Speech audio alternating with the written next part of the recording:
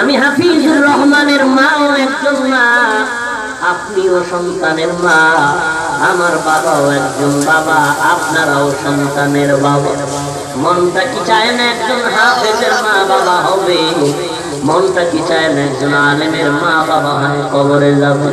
আপনি মারা যাওয়ার পর আপনার সন্তান জানাজার ইমাম হবে, এর থেকে পাওয়ার আর কিছুই হতে পারে না।